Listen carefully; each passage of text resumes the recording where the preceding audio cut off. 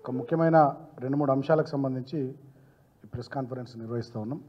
ప్రధానంగా ఈ రాష్ట్రంలో జరుగుతున్నటువంటి పరిణామాలు గమనిస్తే ముఖ్యమంత్రి రేవంత్ రెడ్డి రాష్ట్రంలో ప్రజల దృష్టిని మరల్చేటటువంటి ఒక డ్రామా నడిపిస్తూ ఉన్నాడు తప్ప పరిపాలన చేస్తలేడు. గతంలో కాంగ్రెస్ పార్టీ 2023 అసెంబ్లీ ఎన్నికల్లో వాళ్ళ మేనిఫెస్టో ఇది. ఒక 420 హామీలు ఈ మేనిఫెస్టోలు ఇచ్చారు. అదేవిధంగా ఇది ఆనాడు పిసిసి అధ్యక్షుడిగా రేవంత్ రెడ్డి గారు, సిఎల్పి నాయకుడిగా బట్టి విక్రమార్క గారు 6 గ్యారంటీలు అని చెప్పి వాళ్ళు స్వయంగా సంతకాలు చేసి ఇంటింటికి తెలంగాణలో పంచి ఈ 6 గ్యారంటీల పేరు మీద తర్వాత ఈ మేనిఫెస్టో దీంట్లో ఉన్నటువంటి 420 హామీల పేరిట వీళ్ళు తెలంగాణ ప్రజల్ని ఆనాడు ఓట్లాడడం జరిగింది. అదేవిధంగా తెలంగాణ యువతకు సంబంధించి ఒక జాబ్ క్యాలెండర్ కూడా రిలీజ్ చేసి సంవత్సర కాలంలోనే 2 లక్షల ఉద్యోగాలు భర్తీ చేస్తామని చెప్పి ఈ జాబ్ క్యాలెండర్ను విడుదల చేసి అట్టహాసంగా ఈ పేరు మీద ఓట్లాడడం జరిగింది. సో ఈ 6 గ్యారంటీల్లో వాళ్ళ ఆనాడు చెప్పింది ఏంది, ప్రతి మహిళకు ప్రతి నెల 2500 ఇస్తాం, 500 రూపాయలకే గ్యాస్ సిలిండర్ ఇస్తాం, ఆర్టీసీ బస్సుల్లో ఉచితంగా మహిళలకు ప్రయాణ సౌకర్యం కల్పిస్తామని చెప్పారు. సో పేరుకే ఆర్టీసీ బస్సుల్లో మహిళలకు ఉచిత ప్రయాణం అన్నారు, కానీ చాలా బస్ సర్వీసులను రద్దు చేశారు. ఆనాడు తెలంగాణలో మా ప్రభుత్వం ఉన్ననాడు ఎన్ని బస్సులు ఉండేనో ఆర్టీసీలో ఇవాళ ఒకసారి మళ్ళా లెక్కలు చూస్తే 9 నెలల వీళ్ళ ప్రభుత్వం బస్ సర్వీసుల్ని తగ్గించారు. దానివల్ల ఇవాళ ప్రయాణికులు మహిళలు కానీ పురుషులు కానీ చాలా తీవ్రమైనటువంటి ఇబ్బందులు పడతా ఉన్నారు. ఇక ఇప్పటి వరకు ప్రతి మహిళకు 2500 ఇచ్చింది లేదు, 500కే గ్యాస్ సిలిండర్ అన్నారు, దానికి అతిగతి లేదు. రైతు భరోసా పేరిట 15,000 రూపాయలు రైతులకు కౌలు రైతులకు ఎకరానికి ఇస్తామన్నారు, వ్యవసాయ కూలీలకు 12,000 ఇస్తామన్నారు, అదేవిధంగా వరి పంటకు 500 రూపాయలు బోనస్ ఇస్తామన్నారు. దీన్ని కూడా అటకెక్కిచ్చారు. గృహజ్యోతి పేరిట ప్రతి కుటుంబానికి 200 యూనిట్లు ఉచిత విద్యుత్ ఇస్తామన్నారు, అది కూడా అటకెక్కిచ్చారు. ఇందిరమ్మ ఇండ్లు ఇంటి స్థలంతో పాటు 5 లక్షల రూపాయలు ఇల్లు లేని వారికి ఇందిరమ్మ ఇల్లు ఇస్తామన్నారు, అది కూడా లేదు. యువ వికాసం పథకం కింద విద్యార్థులకు 5 లక్షల రూపాయల విద్యా భరోసా కార్డు, ప్రతి మండలంలో తెలంగాణ ఇంటర్నేషనల్ స్కూల్స్ పెడతామని చెప్పారు.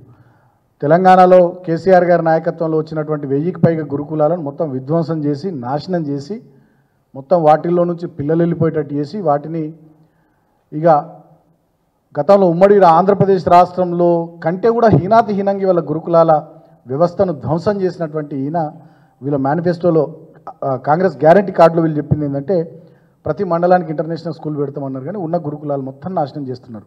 కొత్త ఇంటర్నేషనల్ స్కూల్స్ పెట్టుడు సంగతి దేవుడేరు. తర్వాత చేయూత పథకం కింద పెన్షన్దారులకు 4,000 రూపాయల పెన్షన్ ఇస్తామన్నారు. ఇప్పటి వరకు ఒక 2 నెలల 2,000 రూపాయల పెన్షనే ఈ 9 నెలల కాలంలో ఎగ్గొట్టిర్రు. ఇవ్వాల్సినటువంటి 2,000 రూపాయల పెన్షన్ చక్కగా ఇస్తలేరు. తర్వాత రాజీవ్ ఆరోగ్యశ్రీ బీమా 10 లక్షల రూపాయలు అన్నారు, దానికి సంబంధించి కూడా ఏమి లేదు. ఇది వాళ్ళు ఇచ్చినటువంటి 6 గ్యారంటీలకు సంబంధించినటువంటి 6 మోసాలు, 6 గ్యారంటీలకు సంబంధించినటువంటి 6 మోసాలు ఈ రకంగా ఉన్నాయి. ఇక మా యువతకు సంబంధించి పెద్ద ఎత్తున మీటింగ్ పెట్టి కాంగ్రెస్ జాబ్ క్యాలెండర్ పేరిట అన్ని ప్రధాన పత్రికల్లో ఆనాడు అడ్వర్టైజ్మెంట్లు ఇచ్చి 2 లక్షల ఉద్యోగాలు సంవత్సరం లోపల భర్తీ చేస్తామన్నారు. మరి ఇప్పుడు 9 నెలల పాలన వీళ్ళది, ఇంకా 3 నెలలు అయితే సంవత్సరం అయిపోతుంది. ఇప్పటి వరకు ఒక్కటంటే ఒక్క ఉద్యోగం వీళ్ళు భర్తీ చేయలేరు. మేము ఇచ్చినటువంటి నోటిఫికేషన్ల ద్వారా ఉద్యోగాల 30,000 పైచీలకు ఉద్యోగాలకు సంబంధించి ఆల్రెడీ ప్రవేశ పరీక్షలు ఇంటర్వ్యూలు అన్నీ పూర్తయి గవర్నమెంట్ వచ్చినాక అపాయింట్మెంట్ ఆర్డర్లు ఇచ్చేది ఉండే, అది మాత్రం వీళ్ళు గవర్నమెంట్లోకి వచ్చినాక అపాయింట్మెంట్ ఆర్డర్లు ఇచ్చి ఆ 30,000 ఉద్యోగాలను కూడా ఈ కాంగ్రెస్ ప్రభుత్వం ఖాతాలో వేసుకుంటున్నారు. ఇంతకంటే దుర్మార్గం ఇంకొకటి లేదు. సో ఈ జాబ్ క్యాలెండర్ కూడా 2 లక్షల ఉద్యోగాలకు సంబంధించినటువంటి జాబ్ క్యాలెండర్ కూడా ఉత్త డొల్లా. ఆ మధ్య అసెంబ్లీలో మేము మా ఎమ్మెల్యేలు శాసనసభాపక్షం నిలదీస్తే లొల్లి పెడితే ఏదో తూతు మంత్రంగా ఒక షెడ్యూల్ ప్రకటించారు, దాని మీద చర్చ జరగకుండా ఆనాడు అసెంబ్లీలో గోల చేసి పారిపోయారు కాంగ్రెస్ పార్టీ వాళ్ళు. అదేవిధంగా ఇక ఇందిరమ్మ రాజ్యం ఇంటింట సౌభాగ్యం అన్నారు. ఇందిరమ్మ రాజ్యంలో ఇంటింట దౌర్భాగ్యమే నడుస్తున్నది తప్ప తెలంగాణలో సౌభాగ్యం ఏం లేదు. వాళ్ళు ఆనాడు చెప్పింది ఏంటంటే 9.5 సంవత్సరాలలో వీళ్ళు ఏం చేయలేరు, ఇక మేము వచ్చి మొత్తం విరగదీస్తాం పగలదీస్తామని చెప్పి వాళ్ళు అన్ని వర్గాలకు సంబంధించినటువంటి డిక్లరేషన్స్ చేశారు. వరంగల్లో రైతు డిక్లరేషన్, హైదరాబాద్లో యూత్ డిక్లరేషన్, చేవేళ్లలో ఎస్సీ ఎస్టీ డిక్లరేషను, కామారెడ్డిలో బీసీ డిక్లరేషను, తర్వాత మైనారిటీ డిక్లరేషన్ అని చెప్పి ఇట్లా చాలా డిక్లరేషన్లు చేసి దాదాపు 37 అంశాలకు సంబంధించి 420 హామీలు 6 గ్యారంటీలతో ఈ కాంగ్రెస్ పార్టీ మేనిఫెస్టో ఆనాడు ప్రకటించారు. దీంట్లో ప్రధానంగా చాప్టర్ 1లో వాళ్ళు చెప్పింది ఏంటంటే సుపరిపాలన అని చెప్పినారు. దరిద్రపు పాలన, ప్రతీకార పాలన, కక్షపూరితమైనటువంటి పాలన నడుస్తూ ఉన్న తప్ప సుపరిపాలన తెలంగాణలో నడుస్తలేదు. ఇక ఇందాక నేను చెప్పిన 6 గ్యారెంటీలు చాప్టర్ 2 అదంతా అటకెక్కింది. రైతు డిక్లరేషన్, వరంగల్ రైతు డిక్లరేషన్లో కాంగ్రెస్ ప్రభుత్వం ఏర్పడిన వెంటనే 2 లక్షల రైతు రుణమాఫీ అన్నారు. దాని ప్రకారం చూసుకున్నట్టయితే దాదాపు స్టేట్ లెవెల్ బ్యాంకర్స్ కమిటీ అని ఉంటుంది, ఎస్ఎల్బీసీ అంటాం. స్టేట్ లెవెల్ బ్యాంకర్స్ కమిటీ చెప్పింది ఏంటంటే రైతు రుణాలకు సంబంధించి తెలంగాణలో 49,500 కోట్ల రూపాయల రుణాలు ఉన్నాయని చెప్పి స్పష్టంగా స్టేట్ లెవెల్ బ్యాంకర్స్ కమిటీ తెలంగాణలో కాంగ్రెస్ ప్రభుత్వం వచ్చిన కొత్తలో వాళ్ళకే చెప్పింది, ప్రభుత్వానికే చెప్పింది. అది వాళ్ళు నిర్వహించిన సమావేశంలోనే చెప్పడం జరిగింది. కానీ దాన్ని ఏం చేశారు, 49,500 కోట్లను రేవంత్ రెడ్డి 40,000 కోట్ల అంచనా అని చెప్పి ఆయన కిందికి దించిండు. క్యాబినెట్ మొత్తం రుణమాఫీ కోసం కేటాయించాల్సినటువంటి డబ్బులు 31,000 కోట్లు అని చెప్పి వాళ్ళు ఇంకా కొంత తగ్గించారు క్యాబినెట్లో. బడ్జెట్లో మొన్నటి బడ్జెట్లో చేసినటువంటి కేటాయింపులు రుణమాఫీకి సంబంధించి కేవలం 26,000 కోట్లు. 3 దశల్లో కలిపి ఆనాడు పార్లమెంట్ ఎన్నికల్లో దేవుళ్ళ మీద ఒట్లేసి 3 దశల్లో కలిపి వీళ్ళు ఇప్పటిదాకా విడుదల చేసినామని చెప్పుతున్న డబ్బులు, రాష్ట్ర ప్రభుత్వం విడుదల చేసినామని చెప్తున్న డబ్బులు 17,933 కోట్లు మాత్రమే.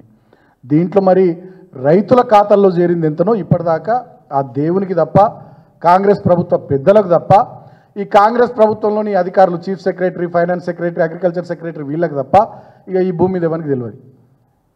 49,500 కోట్లు రుణాలు అని చెప్పి స్టేట్ లెవెల్ బ్యాంకర్స్ కమిటీ చెప్తే దాన్ని 3 దశల్లో మాఫీ చేసినాము, రైతుల ఖాతాల్లో వేసినాము మేమని కాంగ్రెస్ ప్రభుత్వ పెద్దలు చెప్పిన మొత్తం 17,933 కోట్లు అయితే ఇక రైతుల ఖాతాల్లో ఎంత పడ్డదో ఇప్పటిదాకా అఫీషియల్గా, ఫర్ ఎగ్జాంపుల్ చెన్నూరు అసెంబ్లీ నియోజకవర్గంలో ఇంతమంది రైతుల ఖాతాల్లో ఇన్ని డబ్బులు రుణమాఫీ పేరిట మేము విడుదల చేసినామని చెప్పి ఒక అధికారిక లెక్క ఇచ్చింది లేదు. జిల్లాలకు సంబంధించి 33 జిల్లాల వారీగా 119 అసెంబ్లీ నియోజకవర్గాలు, అర్బన్ నియోజకవర్గాలు హైదరాబాద్ తప్పిస్తే మిగతా రూరల్ నియోజకవర్గాలకు సంబంధించి రైతాంగము ఎక్కడ రుణాలు తీసుకున్నారు, ఎంతమంది ఉన్నారు, ఎన్ని విడుదల చేశారు అనేటటువంటి స్టాటిస్టిక్స్ ఇప్పటి వరకు ప్రభుత్వ వెబ్సైట్లలో లేవు. ప్రభుత్వం అధికారికంగా అగ్రికల్చర్ డిపార్ట్మెంట్ కానీ, ఫైనాన్స్ డిపార్ట్మెంట్ కానీ, సీఎంఓ కానీ, ముఖ్యమంత్రి గారి కార్యాలయం కానీ విడుదల చేసింది లేదు. మీదికి కూడా ప్రతి స్పీచ్లో రుణమాఫీ అయిపోయింది, రుణమాఫీ అయిపోయింది అని చెప్పి ఊదర కొడుతున్నారు. రుణమాఫీ అనేది పచ్చి మోసం, దగా. మొన్నటికి మొన్న ఒక రైతు పాపం రుణమాఫీ జరగలేదని చెప్పి ఆయన ఆత్మహత్య కూడా చేసుకోవడం జరిగింది. సురేందర్ రెడ్డి అనేటటువంటి రైతు ఆత్మహత్య చేసుకోవడం జరిగింది. చాలామంది రైతులు బ్యాంకుల ముందర బారులు తీరినటువంటి పరిస్థితి. అది మేము పెద్ద నోట్ల రద్దప్పుడు చూస్తే మళ్ళీ మొన్న చూసినాం రేవంత్ పాలనలో, ఇందిరమ్మ రాజ్యంలో రైతులు మొత్తం పాస్బుక్లు పట్టుకొని బ్యాంకుల ముందు బారులు తీరినటువంటి సంఘటనలు మొన్న చూసినాం. రుణమాఫీ అనేది పచ్చి మోసం, దగ. ఇక ఇందిరమ్మ రైతు భరోసా అన్నారు, రైతు డిక్లరేషన్లో 15,000 ఇస్తామన్నారు. ఇప్పటి వరకు ఆ స్కీమే ప్రారంభించలేరు. సంవత్సరానికి ఉపాధి హామీ రైతు కూలీలకు, భూమి లేని వాళ్ళకు 12,000 ఇస్తామన్నారు. దాంట్లో ఎక్కువగా మా ఎస్సీ ఎస్టీలు ఉంటారు, పేద బీసీలు ఉంటారు, దాన్ని కూడా ప్రారంభించలేరు. అదేవిధంగా వడ్లకు సంబంధించి 500 రూపాయలు బోనస్ ఇస్తామన్నారు. దాన్ని కూడా మళ్ళా దొడ్డు వడ్లు, సన్న వడ్లు అని చెప్పి మెలికలు పెట్టి దాన్ని కూడా అటకెక్కిచ్చారు. అంటే వరంగల్ రైతు డిక్లరేషన్ కూడా బోగస్, అది కూడా అమల్లో లేదు. తర్వాత హైదరాబాద్ యూత్ డిక్లరేషన్, దాంట్లో నిరుద్యోగ నిర్మూలనకు సంబంధించి ఒక యూత్ కమిషన్ ఏర్పాటు చేసి విద్యా ఉపాధి అవకాశాలను మెరుగుపరుస్తాం, 10 లక్షల రూపాయల వరకు వడ్డీ లేని రుణాలు ఇస్తామన్నారు. అది ఇప్పటిదాకా అదేం స్టార్ట్ కాలే. 4,000 రూపాయల నిరుద్యోగ భృతి తెలంగాణ యువతకి ఇస్తామన్నారు, దాన్ని కూడా ప్రారంభించలే. ప్రతి ఏడాది జూన్ 2 నాటికి అన్ని శాఖల్లోని ఖాళీలతో జాబ్ క్యాలెండర్ ప్రకటించి సెప్టెంబర్ 17 లోపల నియామకాలు భర్తీ చేస్తామన్నారు. సెప్టెంబర్ 17 మరి నిన్ననే నియామకాలు భర్తీ చేసింది లేదు, పాడు లేదు, ఏమీ లేదు. 2 లక్షల ప్రభుత్వ ఉద్యోగాలకు సంబంధించి జాబ్ క్యాలెండర్ అన్నారు, అది కూడా బోగస్. ఎస్సీ ఎస్టీ బీసీ మైనారిటీలకు సంబంధించినటువంటి బ్యాక్లాగ్ ఉద్యోగాలు భర్తీ చేస్తామన్నారు, అది కూడా బోగస్. అమరవీరుల కుటుంబాలను ఆదుకుంటామన్నారు, అది కూడా బోగస్. ఫీజు రియంబర్స్మెంట్ అన్నారు, ఇప్పటిదాకా ఫీజు రియంబర్స్మెంట్కి సంబంధించి ఒక్క రూపాయి కూడా రాష్ట్ర ప్రభుత్వం వచ్చిన నాటి నుంచి 9 నెలల్లో విడుదల చేయలే. విద్యార్థులు మొత్తుకుంటున్నారు, ఆ విద్యాసంస్థలు నడిపే ప్రైవేట్ కాలేజీల వాళ్ళు కూడా మొత్తుకుంటున్నారు. అదేవిధంగా చదువుకునే ప్రతి యువతికి 18 సంవత్సరాలు నిండితే చాలు యువ మహిళా సాధికారత పేరిట వాళ్ళకు స్కూటీలు ఇస్తామన్నారు. రాష్ట్రంలో ముఖ్యమంత్రి రేవంత్ రెడ్డికి కుర్చీ దక్కింది, కానీ ఒక్క మహిళా తల్లికి 18 సంవత్సరాలు నిండిన ఆమెకు ఒక్క స్కూటీ రాలే ఈ ఇందిరమ్మ రాజ్యంలో. ఈ ఇందిరమ్మ రాజ్యంలో ఒక్క స్కూటీ కూడా రాలే. రేవంత్ రెడ్డికి మాత్రం ముఖ్యమంత్రి కుర్చీ వచ్చింది. సో ఇది యూత్ డిక్లరేషను మహిళా సాధికారతకు సంబంధించి. ఇక చేవెళ్లలో ఘనంగా ఎస్సీ ఎస్టీ డిక్లరేషన్ అన్నారు. దీంట్లో చెప్పింది ఏంది, అంబేద్కర్ అభయహస్తం కింద 12 లక్షలు ఇస్తామన్నారు దళితులకు. ప్రతి బడ్జెట్లో సాధికారికంగా డబ్బులు కేటాయించి 12 లక్షలు ప్రతి దళిత కుటుంబానికి ఇస్తామన్నారు. కేసీఆర్ కేవలం దళిత బంధు పథకం కింద 10 లక్షలే ఇస్తున్నాడు. ఇందిరమ్మ రాజ్యము కాంగ్రెస్ ప్రభుత్వం వస్తే 12 లక్షలు ప్రతి దళిత కుటుంబానికి ఇస్తామన్నారు. ఒక్క దళిత కుటుంబానికి కూడా 12 లక్షలు ఈ 9 నెలల కాలంలో రాలే. వస్తే కమాన్, నేను డిప్యూటీ సీఎం బట్టి విక్రమార్కని అడుగుతా ఉన్నా, ఈ వర్గాలకు సంబంధించిన బిడ్డగా, మీరు ఈ వర్గాల నుంచే వచ్చారు, ఫైనాన్స్ మినిస్టర్ ఉన్నారు, మరి ఏ నియోజకవర్గంలో ఏ దళిత కుటుంబానికి 12 లక్షలు ఇచ్చిర్రో ఆ లిస్టు విడుదల చేయమని కోరుతా ఉన్నా. ముఖ్యమంత్రి గారిని కూడా, మరి నీ కొడంగల్ నియోజకవర్గంలో ఇచ్చిర్రా, బట్టి గారి మధుర నియోజకవర్గంలో ఇచ్చిర్రా, మంత్రులుగా ప్రాతినిధ్యం వహిస్తున్నటువంటి మీ మంత్రుల నియోజకవర్గంలో, మీ విప్పుల నియోజకవర్గంలో, లేదు దళిత బిడ్డ స్పీకర్ ప్రసాద్ గారు వికారాబాద్ నియోజకవర్గంలో ఏ దళిత కుటుంబానికి 12 లక్షలు ఇచ్చిర్రో మీరు ఆ వివరాలు విడుదల చేయాలని చెప్పి నేను కోరుతా ఉన్నా. దళితులకు 18% రిజర్వేషన్లు అన్నారు, గిరిజనులకు 12% రిజర్వేషన్లు అన్నారు, అది అతిగతి లేదు. ఇందిరమ్మ పక్కా ఇళ్ల పథకం కింద ఎస్సీ ఎస్టీలందరికీ 6 లక్షల రూపాయలు ఇస్తాము, ఇంటి స్థలం ఇస్తామన్నారు. రాష్ట్రంలో 12,769 గ్రామ పంచాయతీలు ఉన్నాయి, 140కి పైగా అర్బన్ లోకల్ బాడీస్ ఉన్నాయి. మరి ఎక్కడిచ్చిర్రు, ఇస్తే ఆ వివరాలు కూడా బయట పెట్టాలని చెప్పి నేను కోరుతా ఉన్నాను. సో ఇట్లా చెప్పుకుంటూ పోతే ఎస్సీ ఎస్టీ డిక్లరేషన్ కూడా ఒక బోగస్ అనేది స్పష్టంగా అర్థమవుతూ ఉంది. ఇక తర్వాత దాని తదనంతరం బీసీ డిక్లరేషన్, కామారెడ్డిలో సభ పెట్టి బీసీ డిక్లరేషన్ పేరిట బీసీల రిజర్వేషన్లు 42% పెంచుతామన్నారు. ఇప్పటిదాకా అది కూడా అతిగతి లేదు. తర్వాత ఇక మైనారిటీ డిక్లరేషన్లో మైనారిటీలకు సంబంధించి మైనారిటీల బడ్జెట్ 4,000 కోట్లు చేస్తామన్నారు. నిరుద్యోగ మైనారిటీ యువతకు, మైనారిటీ మహిళలకు 1000 కోట్లు కేటాయిస్తామన్నారు. అదేవిధంగా ఇక ఇంకా చాలా చెప్పారు. పీజీ చదువుకున్న వాళ్ళకు 25,000, ఇంటర్మీడియట్ చదువుకున్న వాళ్ళకు 15,000, 10th చదువుకున్న వాళ్ళకు 10,000 ఇస్తాం మైనారిటీ పిల్లలకు అన్నారు, అది కూడా లేదు. ఎస్సీ ఎస్టీలకు సంబంధించి కూడా వీళ్ళు ఆ విషయం కూడా చెప్పారు. ఎస్సీ ఎస్టీ విద్యార్థులకు సంబంధించి వాళ్ళకు కూడా కొంత ఫైనాన్షియల్ అసిస్టెన్స్ ఇస్తామని చెప్పి ఎస్సీ ఎస్టీ విద్యార్థులకు సంబంధించి కూడా చెప్పారు. 10వ తరగతి ఎస్సీ ఎస్టీ విద్యార్థులు పాస్ అయితే 10,000, ఇంటర్మీడియట్ పాస్ అయితే 15,000, గ్రాడ్యుయేషన్ పూర్తి చేసుకుంటే 25,000, పోస్ట్ గ్రాడ్యుయేషన్ ఎస్సీ ఎస్టీ విద్యార్థులు పూర్తి చేస్తే 1,00,000 రూపాయలు ఇస్తామన్నారు. ఇప్పటిదాకా అది కూడా ఏం లేదు. తర్వాత ఎంఫిల్ పిహెచ్డి పూర్తి చేసినటువంటి ఎస్సీ ఎస్టీ యువతకు 5 లక్షల రూపాయలు ఇస్తామన్నారు, అది కూడా లేదు. సో ఇట్లా కాంగ్రెస్ పార్టీ మేనిఫెస్టో మొత్తం బోగస్. నేను ఇందాక చెప్పినటువంటి ఈ 6 గ్యారెంటీలు కానీ, తర్వాత ఈ మేనిఫెస్టో కానీ, ఇవి రెండు కూడా బోగస్.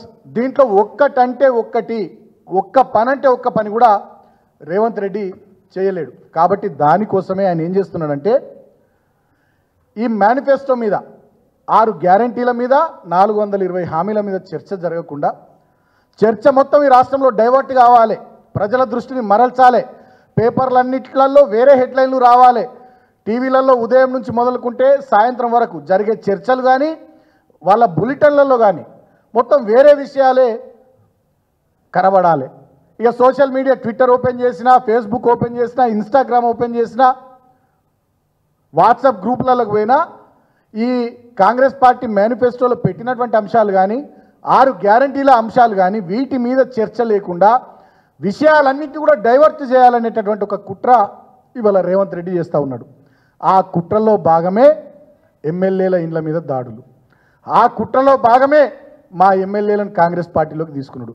ఆ కుట్రలో భాగమే తెలంగాణ తల్లి విగ్రహం పెట్టాల్సిన చోట రాజీవ్ గాంధీ విగ్రహం పెట్టుడు.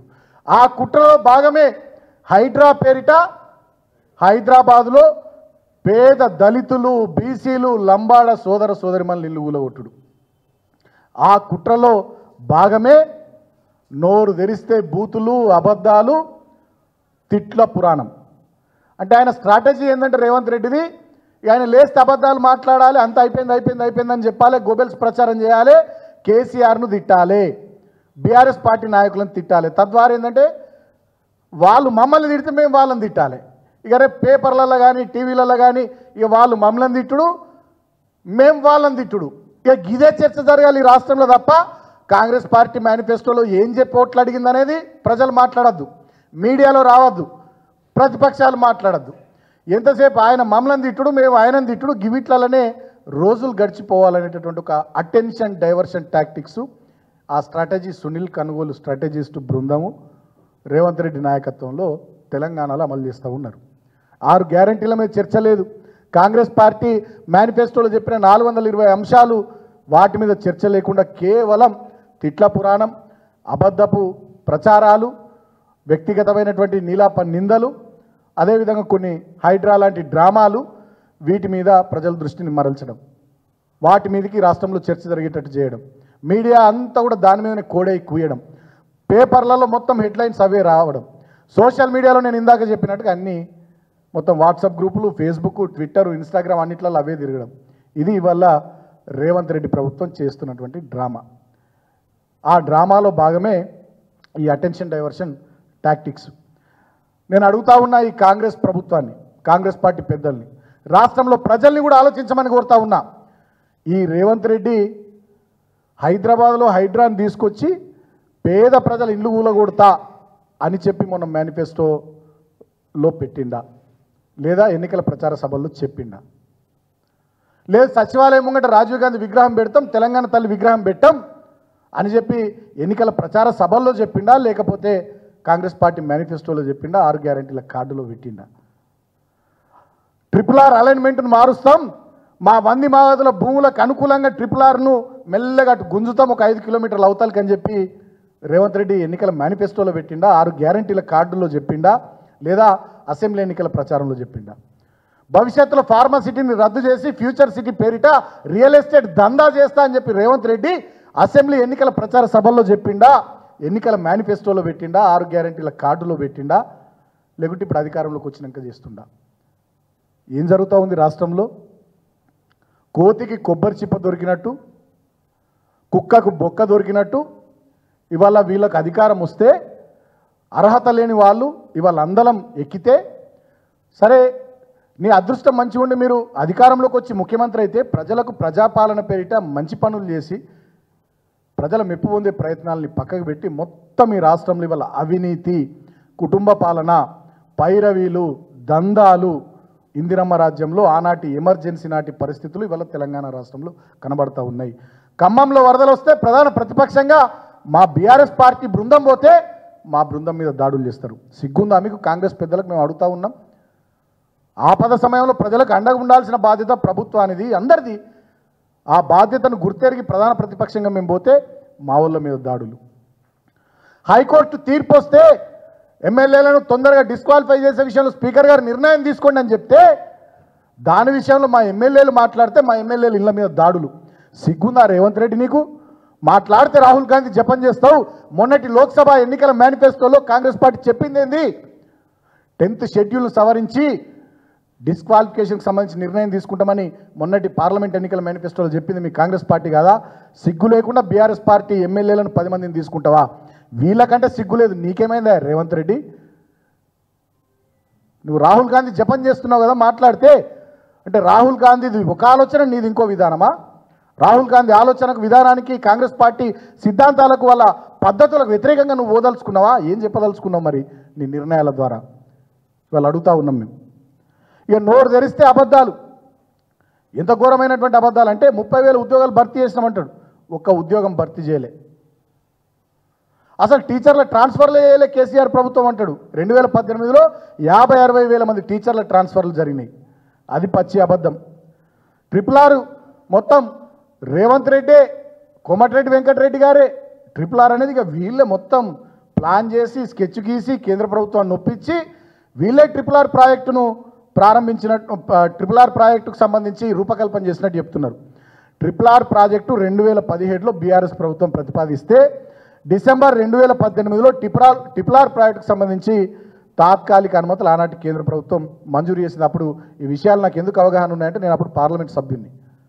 నితిన్ గడ్కరీ గారు surface road transport minister, KCR గారు ఢిల్లీకి వచ్చినప్పుడల్లా చాలా సందర్భాల్లో ప్రైమ్ మినిస్టర్ గారిని కలిసినప్పుడు, నితిన్ గడ్కరీ గారిని కలిసినప్పుడు ఆనాడు ఎంపీలం మేమందరం కూడా కేసీఆర్ గారితో పాటు ఉన్నాం.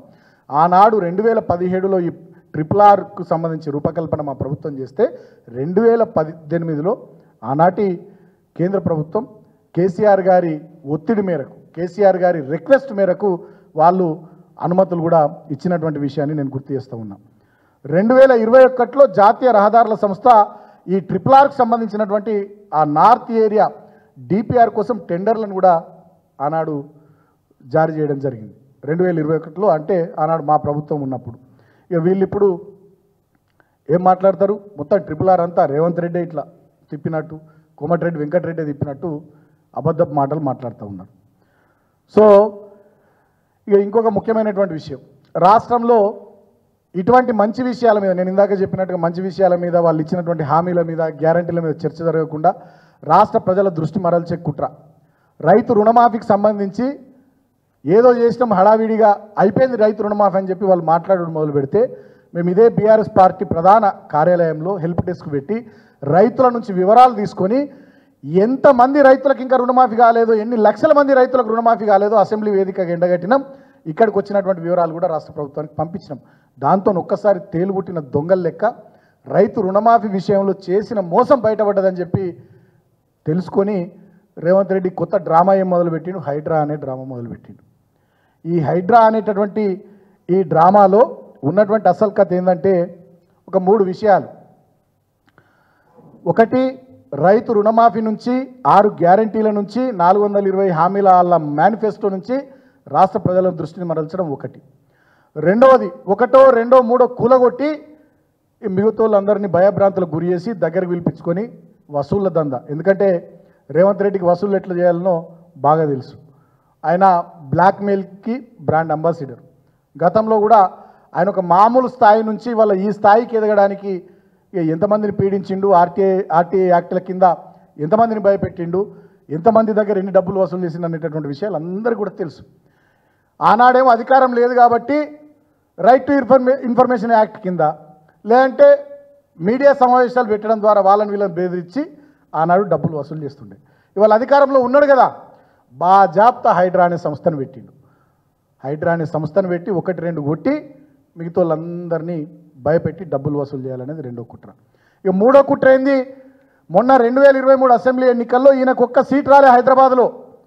ఈ హైదరాబాద్ ప్రజల మీద, ముఖ్యంగా దళితులు, గిరిజనులు, బీసీలు, మైనారిటీలు, పేద ప్రజల బస్తీలు, ఎక్కడెక్కడనైతే ఏ పోలింగ్ బూత్లలో ఓట్లు ఎక్కువ బీఆర్ఎస్ పార్టీకి వచ్చినాయో వాటి మీద పగబట్టి ఆ చెరువుల పక్కన ఉండేటి వాళ్ళు కానీ, నాలాల పక్కన ఉండేటటువంటి వాళ్ళు కానీ, బస్తీలలో ఉండేటటువంటి దళితులు, బీసీలు, అమాయక లంబాడ ప్రజలు, అదేవిధంగా మైనారిటీ ప్రజల ఇళ్లను ఊలగొట్టే టార్గెట్ పెట్టుకున్నాడు. అంటే ఆ రకంగా ఈ వర్గాల ప్రజల మీద కక్ష తీర్చుకుంటా ఉన్నాడు. నేను ఒకటే మాట వాళ్ళు అడుగుతా ఉన్నా, మీకు మంచిగా చూపిస్తా. రేవంత్ రెడ్డి ఆ మధ్య నాగార్జునది ఎన్ కన్వెన్షన్ ఊలగొట్టిండు. నాగార్జునది N convention ఊలగొట్టిండు. ఏం చెప్తాడు రేవంత్ రెడ్డి కానీ, వాళ్ళ ప్రభుత్వ పెద్దలు కానీ, అధికారులు కానీ ఏం చెప్తారంటే, తమ్మిడికుంట చెరువును ఆ ఎఫ్టీఎల్ జోన్లో, ఆ తమ్మిడికుంట చెరువు ఎఫ్టీఎల్ జోన్లో ఎన్ కన్వెన్షన్ ఉంది కాబట్టి కూలగొట్టినామని అంటారు. సరే, ఓకే, ఎన్ కన్వెన్షన్ కూలగొట్టారు. హిమాయత్ సాగర్ చెరువులో, హిమాయత్ సాగర్కు సంబంధించినటువంటి చెరువులో, ఎఫ్టీఎల్లో కాదు చెరువులోనే, హిమాయత్ సాగర్లోనే ఆనంద కన్వెన్షన్ అనేటటువంటి కన్వెన్షన్ ఉంది. తమ్మిడికుంట చెరువులో ఎఫ్టీఎల్ జోన్లో బఫర్ జోన్లో ఉన్నటువంటి ఎన్ కన్వెన్షన్ కూలగొట్టిన ఈ మొగోడు, ఈ సిపాయి, హైదరాబాద్లోని చెరువుల్ని రక్షించే రక్షకుడు రేవంత్ రెడ్డి హిమాయత్ సాగర్ చెరువులో కట్టినటువంటి ఆనంద కన్వెన్షన్ ఎందుకు కూలగొట్టలేడు? అంటే ఇండస్ట్రీలో నడుస్తున్నటువంటి టాక్ ఏంటంటే రేవంత్ రెడ్డి నాగార్జునను 400 కోట్లు అడిగిండట. రేవంత్ రెడ్డి నాగార్జునను 400 కోట్లు అడిగితే నాగార్జున ఇయ్యనందుకు ఎన్ కన్వెన్షన్ కూలగొట్టిండు. ఈ ఆనంద కన్వెన్షన్ అనేటోళ్ళను వాళ్ళని బెదిరిస్తే వాళ్ళు పోయి వీళ్ళ సోదరులను కలిస్తే వాళ్ళు ముడుపులు ముట్ట చెప్పుకున్నారు. దాంతో ఆనంద కన్వెన్షన్ కొట్టలేరు. నేను ఇవాళ ఇంకో మాట అడుగుతున్నా. సున్నం చెరువు దగ్గర మా దళిత బిడ్డల ఇల్లు కూలగొట్టినావు రేవంత్ రెడ్డి, మా మహబూబ్ నగర్ లంబాడ బిడ్డల ఇల్లు కూలగొట్టినావు రేవంత్ రెడ్డి. ఇదే గండిపేట ఎఫ్టీఎల్లో కాదు, గండిపేట చెరువులో ఫామ్ హౌస్ 18 ఎకరాలలో కట్టుకున్నటువంటి నీ కాంగ్రెస్ ప్రభుత్వంలోని ఎమ్మెల్యే ఆయన ఇల్లు ఎందుకు కూలగొడతలేవు? అంటే ఆయనకు ఛానల్ ఉంది, పేపర్ ఉంది, అవి రెండు నీకు అవసరం కాబట్టి, నీ అధికార పార్టీకి సంబంధించినటువంటి ఎమ్మెల్యే కాబట్టి 18 ఎకరాలు చెరువునే ఆక్రమించి ఎమ్మెల్యే వివేక్ అనేట ఆయన 18 ఎకరాల్లో ఫామ్ హౌస్ కట్టుకుంటే, గోల్ఫ్ కోర్స్ పెట్టుకుంటే, పెద్ద ఎత్తున భవంతులు నిర్మిస్తే వివేకు కాంపౌండ్ వాల్ ముట్టే దమ్ము లేని నువ్వు పేద సున్నం చెరువు పక్కకు పేదోళ్ళు ఎవరో మహబూబ్ నగర్ నుంచి వేరే ఇతర జిల్లాల నుంచి వచ్చే దళితులు గిరిజనులు వాళ్ళేదో మామూలుగా పాపం ఏదో ఇండ్లు కట్టుకుంటే వాళ్ళవి మాత్రం కూలగొట్టేందుకు నీ రంగనాథ్కు మంచిగానే బుల్డోజర్లు దొరుకుతాయి, ముఖ్యమంత్రి రేవంత్ రెడ్డికి బుల్డోజర్లు దొరుకుతాయి. చెన్నూరు కాంగ్రెస్ ఎమ్మెల్యే V6 వెలుగు ఓనరు, విశాఖ కంపెనీ ఓనరు, 1000 కోట్ల అధిపతి వివేక్ ఇంటికి పోయేందుకు మాత్రం ఆ 18 ఎకరాల ఫామ్ హౌస్ కాంపౌండ్ వాళ్ళు ముట్టుకునేందుకు మాత్రం మీకు తెలంగాణలో చుట్టుపక్కల రాష్ట్రాల్లో మీకు బుల్డోజర్లు దొరికాయి రేవంత్ రెడ్డి గారు. అంటే పేద దళిత గిరిజనులకు ఒక నీతి, నీ పార్టీ నాయకులకు, నీ పార్టీకి సంబంధించినటువంటి మీడియా సంస్థల ఓనర్లకు, ఇండస్ట్రియలిస్టులకు ఇంకొక నీతి. ఇదేనా హైడ్రా పేరిట నువ్వు చేస్తున్నటువంటి డ్రామా? కాబట్టి నేను రాష్ట్ర ప్రజల్ని ఆలోచించమని కోరుతా ఉన్నా. 2-3 విషయాలు జరుగుతూ ఉన్నాయి ఇక్కడ. ఒకటి, వాళ్ళ మేనిఫెస్టోలో ఇచ్చినటువంటి 420 హామీల మీద చర్చ జరగకుండా, దాని గురించి ప్రజలు ఆలోచించకుండా, ఎవరు మాట్లాడకుండా, 6 గ్యారంటీల గురించి చర్చ జరగకుండా ఒక డైవర్షన్ టాక్టిక్ నడుస్తుంది. రెండోది, వీళ్ళకి ఎవరైతే వ్యతిరేకమో, వీళ్ళకి ఎవరైతే అనుకూలంగా లేరో, వీళ్ళు ఎవరైతే డబ్బులు అడిగితే ఇయ్యలేరో, రాజకీయంగా వీళ్ళకి ఎవరైతే కొంత ఇబ్బందికరంగా తయారైనరో, ఇతర పార్టీల వాళ్ళు ఉన్నారో వాళ్ళై కూలగొట్టాలి, పేదలై కూలగొట్టాలి అనేటటువంటి దానికోసం తెచ్చినటువంటిది హైడ్రా. ఇవాళ హైదరాబాద్ ఇంత విస్తరించి ఇంత పెరుగుతున్నటువంటి ఈ తరుణంలో వెస్ట్ హైదరాబాద్ బ్రహ్మాండంగా పెరుగుతుంది, ఎదుగుతుంది. సడన్గా ఈయన ఫార్మా సిటీ దాన్ని రద్దు, మొత్తం దాన్ని ఫ్యూచర్ సిటీ చేసి పారేస్తానంటాడు. దాని వెనుకున్న మతలబ్ ఏంది? ఆనాడు రైతుల దగ్గరికి వెళ్ళి మా ప్రభుత్వం భూములు సేకరించింది ఫార్మా సిటీకి సంబంధించి. ఫార్మా సిటీని నువ్వు ఎందుకు రద్దు చేస్తూ ఉన్నావు? అక్కడ ఫ్యూచర్ సిటీ పేరిట నువ్వెందుకు కొత్త రియల్ ఎస్టేట్ భూదంద చేస్తూ ఉన్నావు? ఇవాళ నేను అడుగుతా ఉన్నా, రేవంత్ రెడ్డి గారు సమాధానం చెప్పాలి.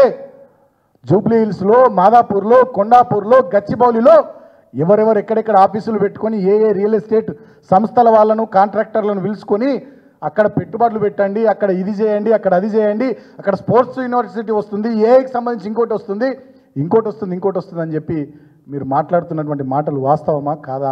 వాళ్ళు మీరు ప్రజలకు సమాధానం చెప్పాలి. ప్రజల్ని కూడా ఆలోచించమని కోరుతా ఉన్నా. మొన్న సీఎం రిలీఫ్ ఫండ్ చెక్కుల తతంగం ఒకటి నడిచింది. ఏం జరిగింది దాని వెనుక? ప్రతి ఒక్క కాంట్రాక్టర్ను పిలవడం, ప్రతి ఒక్క బిల్డర్ను పిలవడం, వాళ్ళందరినీ బెదిరించే తతంగం నడిచింది. ఇవాళ ఈ రాష్ట్రంలో ప్రజాపాలన నడుస్తలేదు. ప్రతిపక్ష పార్టీ ఎమ్మెల్యేల మీద దాడులు నడుస్తూ ఉన్నాయి. సోషల్ మీడియాలో పోస్టులు పెడితే వాళ్ళ మీద పోలీస్ కేసులు, వేధింపులు నడుస్తూ ఉన్నాయి. వాళ్ళు ఇచ్చినటువంటి కాంగ్రెస్ ప్రభుత్వం ఇచ్చిన హామీలు, 6 గ్యారంటీలు అటకెక్కిచ్చేసి ఇవాళ ఇందిరమ్మ ఎమర్జెన్సీ నాటి పరిస్థితులను తీసుకొచ్చి వీళ్ళ కంట్రోల్లో ఉండేటటువంటి మీడియాను అడ్డం పెట్టుకొని మొత్తం అటెన్షన్ డైవర్షన్ టాక్టిక్స్ చేస్తూ ఉన్నారు. అడ్డగోలు జమాబందీ కథ నడుస్తూ ఉంది వాళ్ళ రాష్ట్రంలో. రాష్ట్రం 10 ఏళ్ళు కాదు 20 ఏళ్ళు వెనుకకు పోయింది.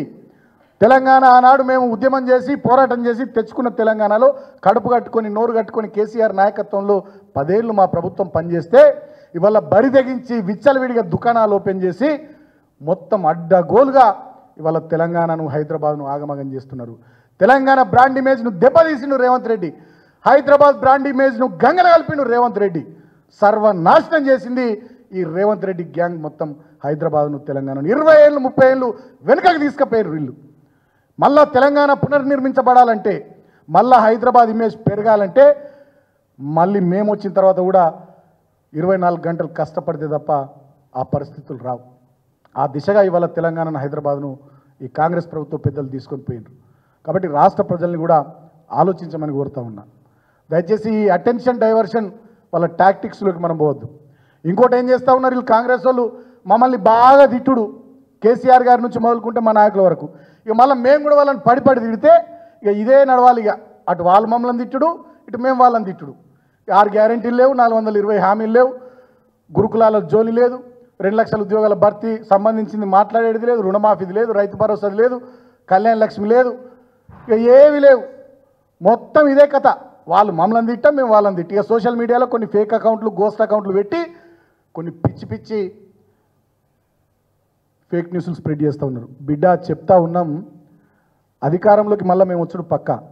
నేను చెప్తా ఉన్నా, కొన్ని గోస్ట్ అకౌంట్లు, ఫేక్ అకౌంట్లు పెట్టి సోషల్ మీడియాలో, ట్విట్టర్లో, ఫేస్బుక్లో, ఇన్స్టాగ్రామ్లో, వాట్సాప్ గ్రూపులలో కొన్ని ఊరు పేరు లేని, తలా తోకా లేని ఆన్లైన్ పేపర్ల పేరిట కేసీఆర్ గారి మీద, కేటీఆర్ గారి మీద, మా హరీష్ గారి మీద, కవిత గారి మీద, తర్వాత ఎవరైతే మాట్లాడుతున్నారో కౌశిక్ రెడ్డి గారి మీద, మా వివేకానంద గౌడ్ మీద, పల్లా రాజేశ్వర రెడ్డి మీద, ప్రశాంత్ రెడ్డి గారి మీద, శ్రవణ్ గారి మీద, నా మీద, చాలామంది మా నాయకులందరి మీద ఫేక్ న్యూస్ స్ప్రెడ్ చేస్తూ ఉన్నారు. నాకు అందరు తెలుసు, నేను చెప్తా ఉన్నా, ఇవాళ మీడియా రికార్డ్ చేసుకోండి మీరు, నేను చెప్తా ఉన్నా, నాకు అందరు తెలుసు. రేవంత్ రెడ్డి టీంలో అధికారులు ఎవరో, రేవంత్ రెడ్డి టీంలో ఇవన్నీ నడిపిస్తున్న ఎవరో అందరూ తెలుసు నాకు. రేపు మేము అధికారంలోకి వచ్చుడు పక్క. కేసీఆర్, కేటీఆర్, హరీష్ రావు ఇడిసబెట్టి నేను మిమ్మల్ని ఇడిసబెట్ట బిడ్డ చెప్తున్నా, ఓపెన్గా చెప్తున్నా.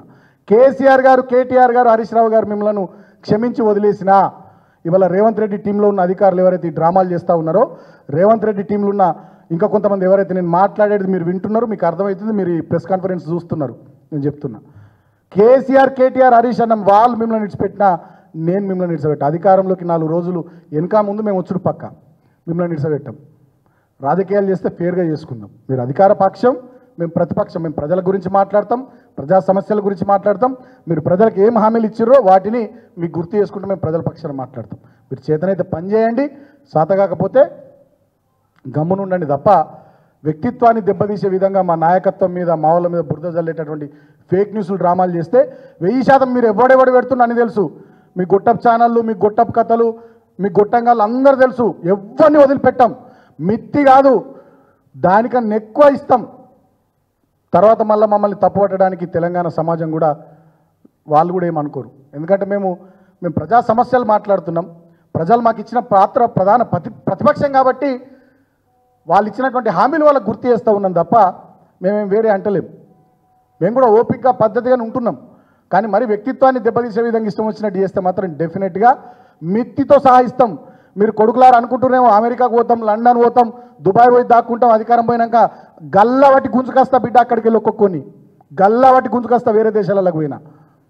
నేను సత్యాగ పురాతు నేను చెప్తున్నా, నేను ఉద్యమంలో 14 ఏళ్ళు పనిచేసినా, ఎన్నోసార్లు పోలీస్ దెబ్బలు తిన్నా, జైళ్ళకు పోయినా, నేను ఎవరిని అయ్యాక భయపడలే, అన్కాంప్రమైజ్డ్గా ఓట్లాడినా. రేవంత్ రెడ్డి కూడా తెలిసి విషయం. ఎన్నో సందర్భాల్లో వివిధ వేదికల మీద అక్కడక్కడ కలుసుకున్నటువంటి సందర్భాల్లో గట్టి కొట్లాడుతున్నామని ఆయన కూడా అనేది ఉద్యమ సందర్భంలో. నేను చెప్తా ఉన్నా, అధికారంలో ఉన్నప్పుడు కూడా ప్రజలకు అట్లనే సేవ చేసినాం, మేమంతా అట్లనే పనిచేసినాం. ఇలా ప్రధాన ప్రతిపక్షంగా కూడా మా నాయకత్వం అంతా మేము అట్లనే పనిచేస్తున్నాం. వ్యక్తిత్వ పర్సనల్గా క్యారెక్టర్ను దెబ్బతీసే విధంగా కేసీఆర్ గారి నుంచి మొదలుకొని మా నాయకుల విషయంలో ఎవరు ఏమేం చేస్తారు అన్నీ గమనిస్తున్నాం. ఇప్పుడు మా టైం కాకపోవచ్చు, అది కూడా చెప్తున్నా, ఇప్పుడు మా టైం కాకపోవచ్చు, డైరీ మెయింటైన్ చేస్తున్నాం, అందరం మొత్తం రాసుకుంటున్నాం. అధికారులు అదేవిధంగా ఈ సోషల్ మీడియా గాళ్ళు అన్నీ రాసుకుంటున్నాం, ఎవరిని వదిలిపెట్టాం. ఇష్యూస్ మీద మాట్లాడతాం, ఇష్యూస్ మీద ఫైట్ చేస్తాం. మీరు కూడా ఇష్యూ బేస్డ్గా ఉండుంటారు, మేము కాదంటలేము. కానీ మరీ పిచ్చి పిచ్చి చేస్తే మాత్రం ఊరుకునేది లేదని చెప్పి సందర్భంగా నేను హెచ్చరిస్తూ ఉన్నా. ఇక నేను ఇట్లా మాట్లాడినందుకు సుమన్ ఇట్లా మాట్లాడతాడు, అట్లా మాట్లాడతా అంటే మరి ఏం చేయాలి? 9 నెలల నుంచి మాకు కూడా కడుపు కాలుతుంది. మేము కూడా ఓపిక ఎంతవరకు ఉంటుంది, సహనం ఎంతవరకు ఉంటుంది?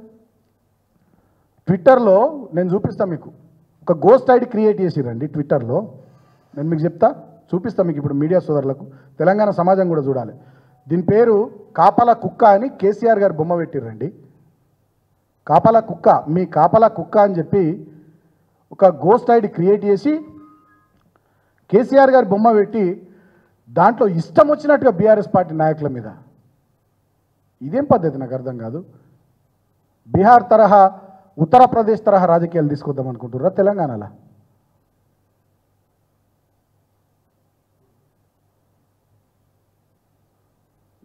మీకు ఇప్పుడే చూపిస్తాం మీడియా సోదరులకు. ఇదంట్లో దిగురు ఇప్పుడు తీసి పెట్టినా నేను.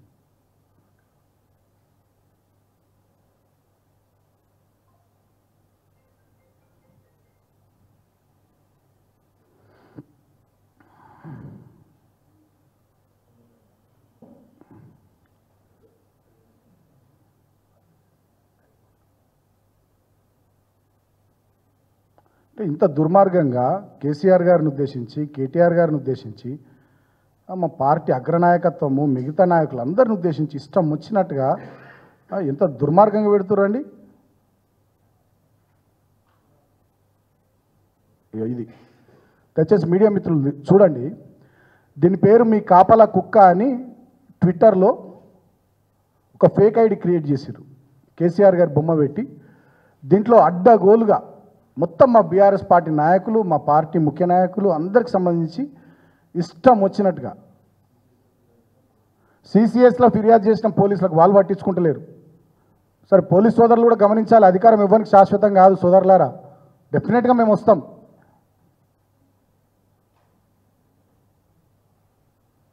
తర్వాత ఇంకా కొన్ని పుల్స్ ఆఫ్ తెలంగాణ అవో ఇవో ఇంకా కొన్ని గోస్ట్ ఐడీలు పెట్టి ఇష్టం వచ్చినట్టుగా దేనికైనా లిమిట్ ఉంటుంది, పద్ధతి ఉంటుంది. ఇష్యూస్ మీద మాట్లాడదాం, విషయాల మీద మాట్లాడదాం, విధానాల మీద మాట్లాడదాం, అంతే తప్ప ఈ రకంగా వ్యక్తిత్వాన్ని దెబ్బతీసే విధంగా ఇది కరెక్ట్ పద్ధతి కాదని చెప్పి నేను కోరుతా ఉన్నా. యథా రాజా తదా ప్రజ అన్నట్టు అయిపోయింది. రేవంత్ రెడ్డి మైక్ దొరకంగానే పూనకం వచ్చినట్టు లాగుల తొండలు జొరగొడతా మెడల పేగులు వేసుకుంటా అనేటటువంటి విషయాలు ఆయన మాట్లాడుతున్నాడు కాబట్టి కింద అట్లా తయారైందని నేను అనుకుంటున్నాను. కాబట్టి ఇటువంటి పద్ధతి మార్చుకోవాలని చెప్పి నేను కాంగ్రెస్ పార్టీని రేవంత్ రెడ్డిని కోరుతా ఉన్నా. Thank you.